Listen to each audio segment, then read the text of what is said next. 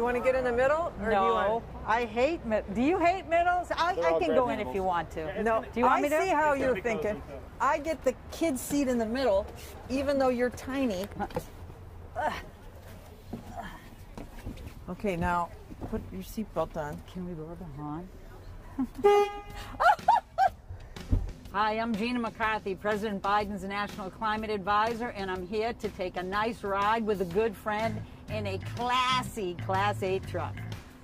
And I'm Jennifer Granholm. I think I'm the good friend she's referring to. I am the Secretary of Energy, and this classy Class 8 truck is a Kenworth fuel cell vehicle that we are about to ride in.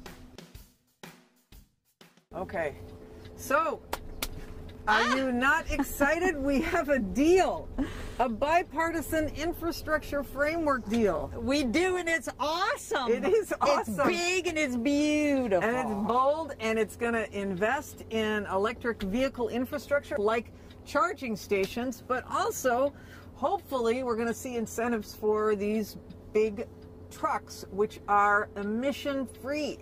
You're not kidding. The Build Back Better plan has to spend some resources on giving consumers and people who manufacture these vehicles like Packard an opportunity to lower the cost so everybody can make them available. This is the future we're driving in right now, riding in. Neither one of us are driving. This vehicle is a Kenworth fuel cell vehicle, and it goes 350 miles before you have to refuel it, all with zero emissions.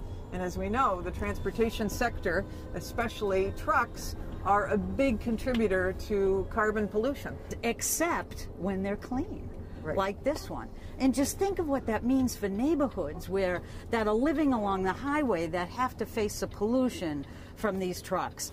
It can be a future where that no longer exists, where our kids don't get asthma attacks and our parents need to worry about these trucks living within their midst. Yeah, huge for environmental justice, where you've got a lot of freeways that have cut through neighborhoods. And part of the president's plan is to build that infrastructure we need to give that momentum and those tax credits to businesses and to consumers. This particular vehicle was built, guess where?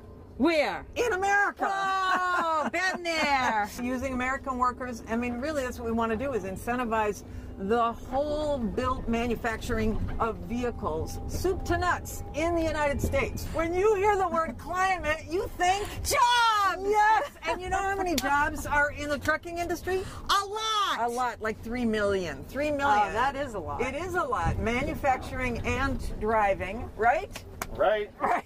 So, hey, one of the things in this bill, speaking of jobs, is investing in the stuff that makes this run, all the electronics, which is like semiconductors. In fact, isn't there somebody that we know that is... I think there is. There's somebody we know that is working on this. We should see if we could give them a call. What do you think? I think we should give them a call. Gina 2 to Gina 1. Over. Gina 1 here. How are you, ladies? We are doing awesome, but something came up. It's called semiconductors. Now, I know that's probably not a half of a conductor, but could you explain this to us? In every one of these trucks, there's over 1,000 semiconductors. President Biden has a plan before Congress right now called the CHIPS Act, which would put $52 billion into the Commerce Department, and we could use that to stimulate the production of semiconductors in America. Right now, it's in its own bill.